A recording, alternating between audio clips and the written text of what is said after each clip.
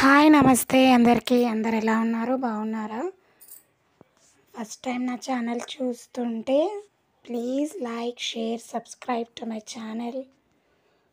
నేను ఈరోజు పప్పుచారు రెసిపీ షేర్ చేస్తున్నాను. సూపర్ యమ్మీ పప్పుచారు. మీ అందరికీ ఎంతమందికి పప్పుచారు అంటారు, సాంబార్ అంటారు, ఎంతమందికి ఇష్టమో నాకు చెప్పండి కమెంట్స్లో. ఫస్ట్ ఒక ప్యాన్ పెట్టుకొని ఆయిల్ వేసుకోవాలి. ఆయిల్ వేసుకొని మీరు ఎంత క్వాంటిటీ చేసుకున్నారో దాన్ని బట్టి ఆయిల్ మీరు ఎక్కువ తింటారో తక్కువ తింటారో, ఆవాలు, జీలకర్ర, కొద్దిగా మినపప్పు, శనగపప్పు, ఎండుమిర్చి, వెల్లుల్లి పొట్టు తీసుకొని వేసుకొని ఒక 7-8 కరివేపాకు అండ్ పచ్చిమిర్చి ఒక 3. నేను ఒక పావు కేజీ అంత పప్పు తీసుకున్నాను అనమాట. అండ్ ఒక నిమ్మకాయ సైజ్ అంతా చింతపండు నానబెట్టి పెట్టుకోవాలి ముందే. అండ్ పప్పు ఉడకబెట్టి పెట్టుకోవాలి.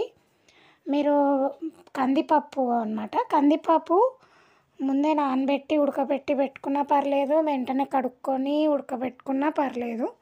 ఎలా చేసుకున్నా ఏం లేదు, టైం లేనప్పుడు మనం ఏం చేయలేము కదా. ఇంకా నేనైతే నానబెట్టి ఉడకబెట్టాను అనమాట, అది కూడా చూపిస్తాను. మనకి నచ్చిన వెజిటేబుల్స్ వేసుకోవచ్చు. నా దగ్గర ఇప్పుడు ప్రస్తుతానికి అయితే దోసకాయ, క్యారెట్, దొండకాయ, బెండకాయ, ఆనియన్ వేసాను, దోసకాయ వేసాను. మనం సొరకాయతో కూడా చాలా టేస్ట్ ఉంటుంది, యమ్మీ ఉంటుంది పప్పుచారు. ములక్కాడలు కూడా బాగుంటాయి. ములక్కాడ నాకు దొరకలేదు, సొరకాయ కూడా నాకు కూరగాయలకు వెళ్ళినప్పుడు లేదు. సో దోసకాయ వేద్దామని దోసకాయ వేసాను. కొద్దిగా పసుపు వేసి బాగా కలుపుకోండి. కలుపుకున్న తర్వాత కల్లుప్పు అంటారు కదా, క్రిస్టల్ సాల్ట్, అది వేస్తానన్నమాట. అది వేసి కలిపేసి కొద్దిసేపు అవి కూరగాయలు మగ్గాలి. అండ్ కొద్దిగా మెంతం కూర కూడా వేస్తాను, పెద్ద మెంతం కూర. నేను ప్రతి కర్రీలో అదైతే వాడతాను అనమాట. అది క్లిప్పింగ్ మిస్ అయింది. మెంతం కూర వేసి కొద్దిసేపు కలిపిన తర్వాత కొన్ని వాటర్ వేయాలి. ఫస్టే చింతపండు రసం వేసుకోవద్దు. అది కొంచెం మరిగిన తర్వాత చింతపండు రసం, నిమ్మకాయ సైజ్ అంతా నానబెట్టుకున్నాను. పావు కేజీ పిండికి నిమ్మకాయ సైజ్ అంతా, మీ పులుపుని బట్టి చింతపండు నానబెట్టుకోండి.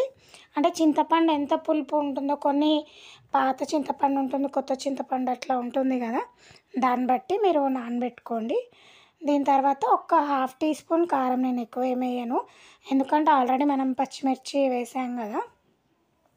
అండ్ సాంబార్ పౌడర్, నేను ఇది 777 సాంబార్ పౌడర్ వాడతానండి. మీకు నచ్చితే మీ దగ్గర ఉంటే వేసుకోండి, లేకపోతే లేదు. ఇప్పుడు పప్పు, అది చింతపండు రసం మసిలిన తర్వాత బాగా బాయిల్ అయిన తర్వాత పప్పు వేసుకోండి. కందిపప్పు మంచిగా రుబ్బుకొని, పప్పు అంతా మంచిగా రుబ్బుకొని వేసేసుకొని కొంచెం వాటర్ కుక్కర్లో ఉంటుంది, అది వాటర్ వేసుకొని బాగా బాయిలింగ్ రావాలన్నమాట. కొంచెం మూత పెట్టేసుకొని అక్కడే ఉండండి, లేకపోతే పొంగిపోతుంది. ఇట్లా బాగా మరుగుతూ ఉండాలన్నమాట, బాయిల్ అవ్వాలి. బాగా మసులుతూ ఉంటే ఇట్లా పైన వైట్ నురగ వస్తుంది కదా, అదే దాన్ని బట్టే తెలిసిపోతుంది మన పప్పుచారు టేస్టీ అయిందా లేదా అనేది. మీరు ఒక్కసారి నా రెసిపీని ట్రై చేసి చూడండి ప్లీజ్, చాలా యమ్మీ ఉంటుంది. అండ్ కొత్తిమీర, పుదీనా వేయండి.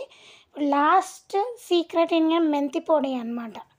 మెంతి పొడి వేస్తే ఆ టేస్టే వేరే ఉంటుంది, చేదొస్తుంది అనుకోవద్దు. 1 టీ స్పూన్ వేసి చూసి మళ్ళీ ఒక 5 to 10 minutes బాగా బాయిల్ అవ్వనిచ్చి వెంటనే స్టవ్ ఆఫ్ చేసే ముందే వెంటనే మూత పెట్టేసేయండి. టేస్ట్ అనేది వెళ్ళిపోకుండా ఉంటుందన్నమాట, చాలా బాగా వస్తుంది.